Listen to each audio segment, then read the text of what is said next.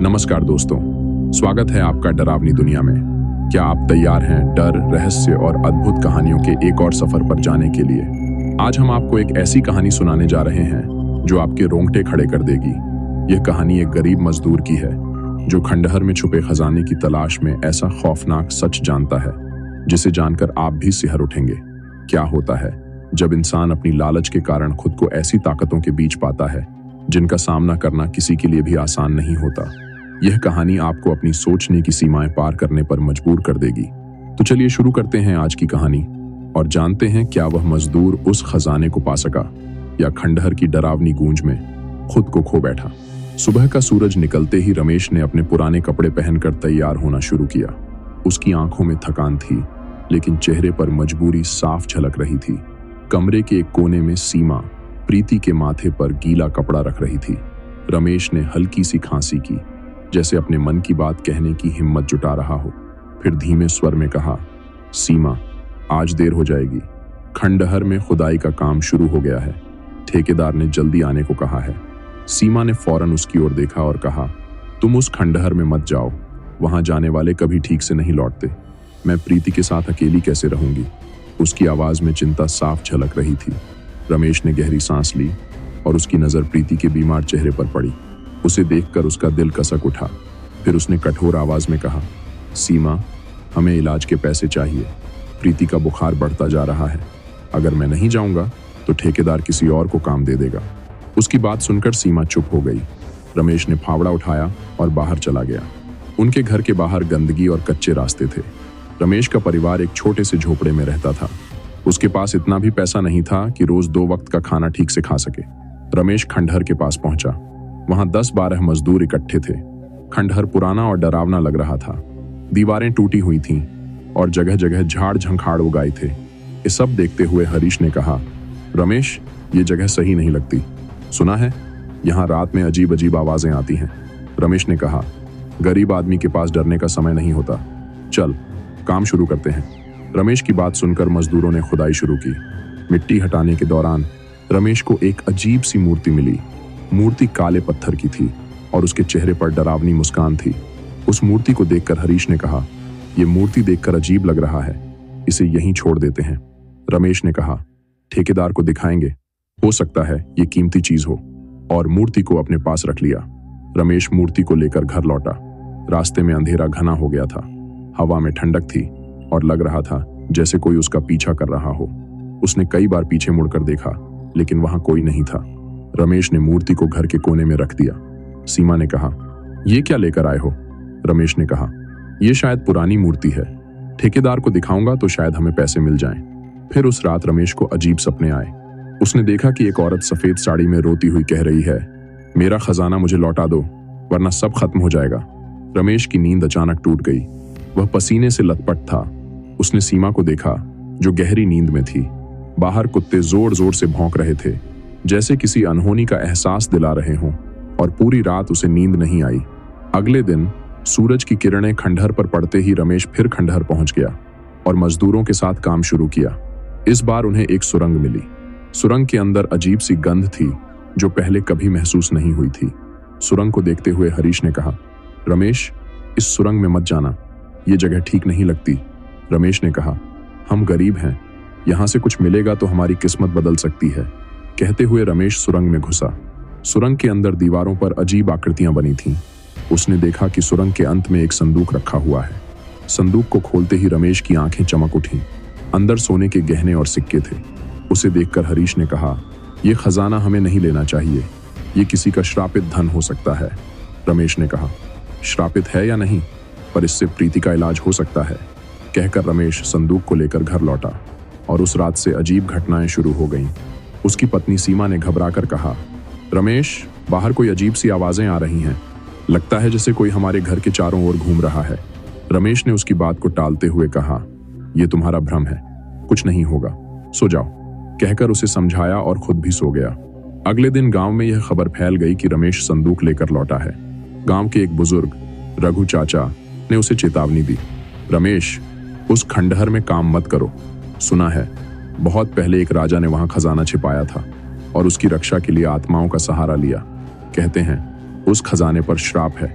रमेश ने हंसते हुए जवाब दिया, रघु चाचा, गरीब आदमी के पास खोने को क्या है, ये खजाना मैं अपने परिवार के लिए लाया हूँ, कहकर वह उनकी बात अनसुनी कर चला गया। लेकिन खंडहर का असर रमेश के घर पर दिखने लगा। प्रीति की तबीयत और बिगड़ने लगी थी। रात में वह चीखने लगी और कांपते हुए बोली, पापा, वो औरत मुझे बुला रही है, वो कह रही है कि आपसे बात करनी है। प्रीति की बात सुनकर रमेश ने उसे ढांढस बंधाते हुए कहा, कुछ नहीं होगा, मैं सब संभाल लूंगा। प्रीति सहमी हुई चुप हो गई। सीमा ने उसे अपने पास खींच लिया और चिंता भरी आवाज में बोली, रमेश, ये सब क्या हो रहा है? हमारी बच्ची इस तरह की बातें क्यों कर रही है? रमेश ने कहा, सीमा, ये सिर्फ उसका बुखार है, वो ठीक हो जाएगी, मैं डॉक्टर से बात करूंगा। सीमा ने चिंतित होकर कहा, तुम सच कह रहे हो? कहीं ये सब उस चीज का असर तो नहीं जो तुम लाए थे? रमेश ने झुंझलाते हुए जवाब दिया, तुम हर बात को उस मूर्ति से क्यों जोड़ रही हो? कुछ नहीं होगा, मैं कल ठेकेदार से बात करूंगा और काम जल्दी खत्म करूंगा, सब ठीक हो जाएगा। रात गहरी हो चुकी थी। प्रीति चुपचाप सीमा की गोद में लेटी थी, जबकि रमेश कमरे के कोने में रखी मूर्ति को देख रहा था। अचानक उसे ऐसा महसूस हुआ जैसे मूर्ति की आंखें उसे घूर रही हों। घबराकर उसने जल्दी से अपनी नजरें हटा लीं और सीमा की ओर देखने लगा। सीमा ने कहा, रमेश, क्या तुम्हें नहीं लगता कि यह सब अजीब है? इस मूर्ति के घर में आने के बाद से सब बदल गया है। रमेश ने गहरी सांस लेकर कहा, यह सब तुम्हारे मन का वहम है, सुबह तक सब ठीक लगेगा, अब सो जाओ। रात के तीसरे पहर रमेश की नींद अचानक खुल गई। उसने कमरे में इधर उधर देखा। सीमा और प्रीति सो रहे थे, लेकिन एक अजीब आवाज ने उसे चौंका दिया। ऐसा लग रहा था जैसे कोई घर के बाहर चल रहा हो। रमेश ने आवाज लगाई, कौन है बाहर? कोई जवाब नहीं आया। वह दरवाजे तक गया और खिड़की से बाहर झांका। बाहर कुछ भी नजर नहीं आया, सब कुछ शांत था। लेकिन रमेश की रीढ़ में अजीब सी ठंडक दौड़ गई। उसने दरवाजे को अच्छी तरह बंद किया और बिस्तर पर लौट आया, लेकिन सुबह तक उसकी आंखें नहीं लगीं। सूरज की पहली किरण के साथ ही वह उठकर बाहर चला गया। घर लौटने पर सीमा ने कहा, रमेश, आज डॉक्टर के पास जरूर जाओ, मैं नहीं चाहती कि कुछ और बुरा हो। रमेश ने हामी भरते हुए कहा, मैं डॉक्टर से मिलने के लिए पैसे लेकर जाऊंगा, कुछ इंतजाम करना होगा। फिर जल्दी जल्दी तैयार होकर वह बाहर निकला। रास्ते में उसे हरीश मिला, जिसने उसे चेतावनी दी और कहा, रमेश, आज खंडहर मत जाना, कल रात मैंने अजीब सपने देखे, मुझे लगता है हमें इस काम को छोड़ देना चाहिए। रमेश ने जवाब दिया, हरीश, ये सब बेकार की बातें हैं, हमारे पास दूसरा कोई चारा नहीं है, पैसे कमाने हैं तो काम करना पड़ेगा। हरीश ने चिंतित होकर कहा, फिर भी ध्यान रखना, कुछ भी अजीब लगे तो मुझे बताना। लेकिन रमेश ने उसकी बात अनसुनी कर दी और खंडहर की ओर बढ़ गया। दिन भर काम करने के बाद वह घर लौटा तो सीमा उसका इंतजार कर रही थी। उसने दरवाजे पर ही कहा, रमेश, कुछ ठीक नहीं है। प्रीति को फिर वही सपना आया। उसने कहा, वो औरत अब और गुस्से में है, उसने तुम्हें आखिरी चेतावनी दी है। रमेश ने थके हुए स्वर में कहा, सीमा, मुझे इन बातों पर विश्वास नहीं है, तुम ज्यादा सोच रही हो, प्रीति को आराम करने दो, मैं डॉक्टर के पास जाने का इंतजाम कर रहा हूँ। रात फिर गहरी हो गई। अचानक कमरे की खिड़की से ठंडी हवा का झोंका आया। प्रीति ने कांपते हुए अपनी माँ का हाथ पकड़ा और कहा, माँ, वो आ रही है, पापा से बात करने। सीमा ने घबराकर रमेश को जगाते हुए कहा, रमेश, देखो प्रीति क्या कह रही है। रमेश ने करवट बदलते हुए कहा, सीमा, उसे पानी पिलाओ और सुला दो, मुझे सोने दो। तभी प्रीति की कांपती आवाज गूंजी और कहा, पापा, वो अब यहीं है। रमेश की आंखें झटके से खुल गईं। उसने प्रीति की ओर देखा। उसकी आवाज की ठंडक ने रमेश के भीतर एक अजीब डर भर दिया। उसने कमरे में चारों ओर नजर दौड़ाई। खिड़की आधी खुली थी और बाहर की ठंडी हवा कमरे में आ रही थी। रमेश ने कहा, प्रीति, क्या तुमने कोई सपना देखा? कौन है यहाँ? प्रीति ने कांपते हुए कहा, वो खड़ी है पापा, वहां कोने में। रमेश ने झट से उस कोने की ओर देखा जहां प्रीति का इशारा था, लेकिन वहां कुछ नहीं था। कोना अंधेरे में डूबा हुआ था। रमेश ने पास पड़ी लालटेन को जलाया और उस कोने की तरफ बढ़ा। तभी सीमा ने घबराते हुए कहा, रमेश, रुको, कुछ गलत है। रमेश ने कहा, यहाँ कुछ नहीं है, तुम दोनों बेवजह डर रही हो। उसने लालटेन की रोशनी कोने में डाली। कोने में कुछ भी नहीं था, सिर्फ दीवार और कुछ पुराने कपड़े पड़े थे। रमेश ने गहरी सांस ली और लालटेन बंद कर दी और कहा, देखा, कुछ भी नहीं है। प्रीति, तुमने सिर्फ सपना देखा था, अब सो जाओ, कल डॉक्टर के पास जाएंगे। प्रीति चुप रही। वह सीमा के कंधे से चिपकी रही। सीमा ने कहा, रमेश, मुझे नहीं पता ये सब क्या हो रहा है, लेकिन मैं इसे सपना नहीं मान सकती। रमेश ने कहा, तुम्हें जो सोचना है सोचो, लेकिन मैं इस डर के कारण काम छोड़ नहीं सकता। रात फिर से सन्नाटे में डूब गई। रमेश ने सोने की कोशिश की, लेकिन उसकी आंखों में नींद नहीं थी। बार बार प्रीति की आवाज और उसका डर से कांपता चेहरा उसकी नजरों के सामने आ रहा था। फिर सुबह हुई और रमेश खंडहर के काम पर जाने की तैयारी करने लगा। सीमा ने कहा, आज मत जाओ रमेश, तुम्हें समझ क्यों नहीं आता? ये खंडहर और वहां की चीजें ठीक नहीं है। रमेश ने कहा, सीमा, मैं बार बार ये बातें नहीं सुन सकता। हमें पैसे चाहिए, डॉक्टर को बुलाना है, हमें प्रीति का इलाज करवाना है। अगर मैं काम नहीं करूंगा तो सब खत्म हो जाएगा। प्रीति ने धीमी आवाज में कहा, पापा मत जाओ, वो आपको देख रही है। रमेश ठिठक गया। उसने पलटकर प्रीति की ओर देखा। उसके शब्दों में कुछ ऐसा था जिसने रमेश के भीतर हलचल पैदा कर दी, लेकिन उसने अपने कदम नहीं रोके। रमेश खंडहर पहुंचा। आज वहां मजदूरों की संख्या कम थी। रमेश ने ठेकेदार से पूछा, इतने कम लोग क्यों हैं आज? ठेकेदार ने कहा, कुछ मजदूर बीमार हो गए, कुछ ने डर की वजह से काम छोड़ दिया, लेकिन तुम जैसे लोग हो जो डर को ताक पर रखकर काम करते हो, चलो काम शुरू करो। रमेश ने कहा, बीमार क्यों हो गए? क्या उन्हें कुछ हुआ? ठेकेदार ने हंसते हुए कहा, तुम भी इन बातों पर ध्यान देने लगे। बस काम करो और अपने पैसे लो, बाकी सब अफवाह है। रमेश ने फावड़ा उठाया और खुदाई शुरू कर दी। मिट्टी के अंदर फिर कुछ और धातु के टुकड़े मिले। रमेश ने उन्हें इकट्ठा किया। तभी अचानक एक तेज हवा का झोंका आया जो खंडहर के चारों तरफ घूमने लगा। यह देखकर हरीश ने कहा, रमेश, ये हवा कैसी है? बाकी जगह तो सब शांत है। रमेश ने कहा, कुछ नहीं है, मौसम है, चल काम पर ध्यान दे। लेकिन हरीश के चेहरे पर डर साफ नजर आ रहा था। उसने फावड़ा जमीन पर रखा और कहा, रमेश, मुझे लगता है कि मैं अब यह काम नहीं कर सकता, मैं जा रहा हूं। रमेश ने कहा, हरीश रुक, ये तेरा वहम है। हरीश ने बिना कुछ कहे वहां से भागना शुरू कर दिया। रमेश ने ठंडी सांस ली और खुदाई में लग गया। खुदाई करते करते उसे एक और सुरंग का रास्ता दिखाई दिया। उसने ठेकेदार को बुलाया। ठेकेदार ने कहा, इस रास्ते को खोलो, अंदर कुछ कीमती चीजें हो सकती हैं। रमेश ने सुरंग के मुंह को खोला। अंदर से घुप अंधेरा और एक अजीब गंध बाहर आई। ठेकेदार ने कहा, अंदर जाओ और देखो क्या है, अगर कुछ अच्छा मिला तो तुम्हें इनाम दूंगा। रमेश ने कहा, अकेले अंदर जाना सुरक्षित नहीं है। ठेकेदार ने कहा, तुम्हें डरने की क्या जरूरत, तुम्हारे पास लालटेन है, जाओ। रमेश ने लालटेन उठाई और सुरंग के अंदर घुसा। उसकी सांसें तेज हो रही थीं। सुरंग के अंदर ठंडक बढ़ती जा रही थी। दीवारों पर अजीब आकृतियां बनी हुई थीं। वह धीरे धीरे आगे बढ़ा। अचानक उसे ऐसा लगा जैसे किसी ने उसके कंधे पर हाथ रखा हो। उसने पलटकर देखा, लेकिन वहां कोई नहीं था। रमेश ने खुद से कहा, यह सब मेरा वहम है, मुझे काम पर ध्यान देना चाहिए। जैसे ही उसने कुछ कदम आगे बढ़ाए, उसे जमीन पर कुछ चमकती हुई चीज नजर आई। उसने लालटेन की रोशनी बढ़ाई। वह एक और संदूक था। उसे देखकर रमेश ने कहा, संदूक, यह तो सोने से भी भारी लग रहा है। उसने संदूक को खोलने की कोशिश की। उसकी सांसें तेज हो गईं। संदूक का ढक्कन जाम था। उसने अपनी पूरी ताकत लगाई और ढक्कन धीरे धीरे खुलने लगा। जैसे ही संदूक खुला, रमेश का चेहरा चमकने लगा। उसमें सोने के गहने और चांदी के सिक्के थे। रमेश ने कहा, इतनी दौलत, अगर ये सब मेरा हो जाए तो। लेकिन तभी हवा अचानक भारी हो गई। सुरंग में गहरी खामोशी छा गई। ऐसा लग रहा था जैसे चारों तरफ से कोई उसे घूर रहा हो। रमेश ने संदूक से गहने उठाए और लालटेन की रोशनी में उन्हें देखने लगा। उसने सोचा, ठेकेदार को क्यों बताऊं, मैं इसे घर ले जाकर छुपा दूंगा। प्रीति का इलाज और हमारा भविष्य सब बदल जाएगा। रमेश ने संदूक को बंद किया और उसे खींचकर सुरंग से बाहर लाने की कोशिश करने लगा। लेकिन जैसे ही उसने संदूक खींचा, उसे लगा जैसे वह और भारी हो गया हो। उसने अपनी पूरी ताकत लगाई, फिर भी संदूक अपनी जगह से हिला तक नहीं। पीछे से एक गूंजती हुई आवाज आई, रमेश। रमेश ने झटके से पलटकर देखा। सुरंग का अंधेरा घना हो चुका था। लालटेन की रोशनी भी कमजोर पड़ने लगी थी। उसने डरते हुए कहा, कौन है? लेकिन कोई जवाब नहीं आया। रमेश ने संदूक छोड़ दिया और तेज कदमों से सुरंग के बाहर भागने लगा।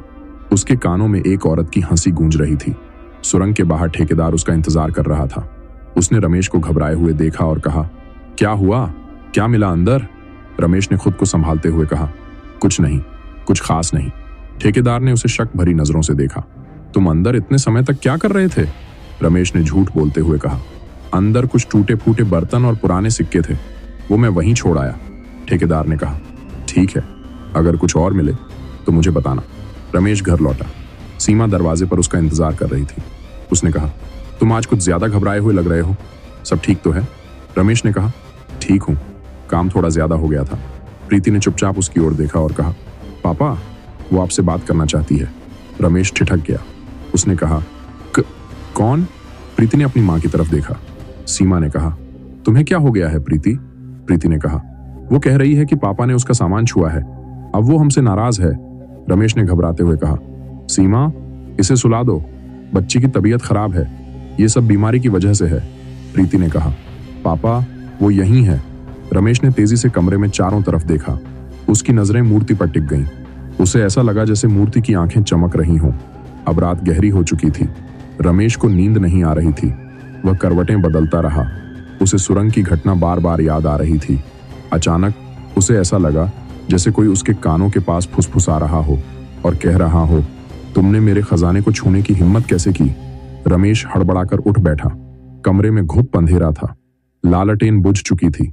उसने सीमा को जगाने की कोशिश की, लेकिन वह गहरी नींद में थी। फिर वह आवाज दोबारा आई, रमेश, मेरे खजाने को वापस कर दो, वरना तुम्हारे परिवार को मैं ले जाऊंगी। रमेश ने कांपते हुए कहा, तुम कौन हो? मुझे अकेला छोड़ दो। आवाज तेज होती गई, खंडहर से जो लिया है उसे वापस रख दो। तुम्हें चेतावनी दी गई थी, अब भुगतने के लिए तैयार हो जाओ। रमेश पसीने से लथपथ था। उसे समझ नहीं आ रहा था कि ये सब असल में हो रहा है या उसका भ्रम है। उसने हिम्मत जुटाकर मूर्ति की ओर देखा। मूर्ति अब भी वहीं थी, लेकिन ऐसा लग रहा था जैसे उसका चेहरा पहले से ज्यादा डरावना हो गया हो। फिर अचानक प्रीति की चीख कमरे में गूंज उठी, मुझे मत ले जाओ, मुझे मत ले जाओ। रमेश और सीमा दौड़कर प्रीति के पास गए। वह बिस्तर पर उछल रही थी, जैसे किसी ने उसे पकड़ रखा हो। सीमा ने कहा, रमेश, इसे बचाओ, इसे क्या हो रहा है? रमेश ने कांपते हुए मूर्ति को उठाया और कहा, यह सब इस वजह से हो रहा है, मैं इसे वापस खंडहर में ले जाऊंगा, बस मेरी बच्ची को छोड़ दो। प्रीति अचानक शांत हो गई। उसकी आंखें बंद हो गईं, लेकिन उसका चेहरा सफेद पड़ चुका था। सीमा ने कहा, रमेश, अभी जाओ, इसे वापस ले जाओ, हमें शांति चाहिए। रमेश ने बिना समय गंवाए मूर्ति उठाई और खंडहर की ओर भागा। उसका दिल जोर जोर से धड़क रहा था। खंडहर पहुंचते ही उसने मूर्ति को उसी जगह रख दिया जहां से उसने इसे उठाया था। जैसे ही उसने मूर्ति को रखा, एक भयानक गूंजती हुई चीख सुरंग से निकली। रमेश ने डर के मारे वहां से भागने की कोशिश की, लेकिन उसका पैर फिसल गया और वह गिर पड़ा। अंधेरे में उसे किसी के पैरों की आहट सुनाई दी। उसने सिर उठाकर देखा। सफेद साड़ी में एक औरत उसकी ओर बढ़ रही थी। उसके चेहरे पर एक अजीब मुस्कान थी। रमेश ने कांपते हुए कहा, कौन हो तुम? मुझसे क्या चाहती हो? औरत बिना रुके उसकी ओर बढ़ती रही। उसकी आंखें जलती हुई अंगारों की तरह चमक रही थीं। रमेश ने खुद को संभालने की कोशिश की, लेकिन उसका शरीर जैसे जड़ हो चुका था। औरत उसके ठीक सामने आकर रुक गई। उसने धीमी लेकिन भयानक आवाज में कहा, तुमने मेरा खजाना छुआ, मेरी चेतावनी को अनदेखा किया, अब तुम और तुम्हारा परिवार इस सजा के भागीदार होंगे। रमेश ने हाथ जोड़कर कहा, मुझे माफ कर दो, मैंने गलती की, मैं तुम्हारा खजाना वापस रखाया हूं, मेरी बच्ची को कुछ मत करना। औरत ने उसकी ओर झुकते हुए कहा, वापस रखना ही काफी नहीं था, जो किया है उसका अंजाम तो भुगतना ही पड़ेगा। रमेश ने रोते हुए कहा, मैं सब कुछ छोड़ने के लिए तैयार हूं, मेरी बच्ची को छोड़ दो, मेरी बीवी को छोड़ दो, मैं तुम्हारी सजा भुगतूंगा। औरत ने हंसते हुए कहा, अब ये तुम्हारे कहने से नहीं होगा, तुमने जो किया है उसका असर हमेशा रहेगा, लेकिन अगर तुम सच में अपने परिवार को बचाना चाहते हो तो तुम्हें खुद अपनी जान की कुर्बानी देनी होगी। रमेश कांप उठा। उसने कहा, मेरी जान ले लो, लेकिन उन्हें छोड़ दो, बस यही मेरी आखिरी विनती है। औरत ने अपना हाथ उठाया। रमेश ने महसूस किया कि उसकी सांसें रुकने लगी हैं। चारों ओर अंधेरा छा गया। उसे ऐसा लगा जैसे कोई उसकी आत्मा खींच रहा हो। अचानक उसकी आंखें खुली। वह अपने घर में बिस्तर पर था। सीमा और प्रीति उसके पास बैठी थीं। सीमा ने रोते हुए कहा, तुम ठीक हो रमेश? तुम कल रात से बेहोश थे, हमने डॉक्टर को बुलाया था, उसने कहा कि तुम्हारे ऊपर किसी भूत प्रेत का असर था। रमेश ने हड़बड़ाते हुए कहा, वो औरत, वो खजाना। सीमा ने कहा, खजाने की बात मत करो, हमें बस ये पता है कि तुम अब सुरक्षित हो। रमेश ने गहरी सांस ली, लेकिन उसके मन में कहीं ना कहीं डर अब भी था। उसने फैसला किया कि वह अब कभी लालच नहीं करेगा और न ही किसी चीज को उसके सही स्थान से हटाएगा। कुछ दिनों बाद रमेश ने काम करना बंद कर दिया। उसने ठेकेदार को सब कुछ बता दिया और खंडहर के पास जाने से मना कर दिया। प्रीति अब ठीक हो चुकी थी, लेकिन कभी कभी रमेश रात को अचानक जाग जाता था। उसे ऐसा लगता था कि कोई उसके बगल में खड़ा है और उसे घूर रहा है। वह जानता था कि उस रात की घटना ने उसे हमेशा के लिए बदल दिया था। उसने जो देखा और झेला वह कभी भुलाया नहीं जा सकता था। और वह खंडहर, वह अब भी वहीं था, अपने अंदर कई और कहानियों और रहस्यों को छुपाए हुए। दोस्तों, अगर आपको आज की कहानी पसंद आई हो तो इसे लाइक और शेयर जरूर करें। साथ ही अगर आप और भी डरावनी कहानियां सुनना चाहते हैं तो हमारे चैनल को सब्सक्राइब करना न भूलें। बेल आइकन दबाएं ताकि आप हमारी हर नई कहानी का हिस्सा बन सकें। धन्यवाद।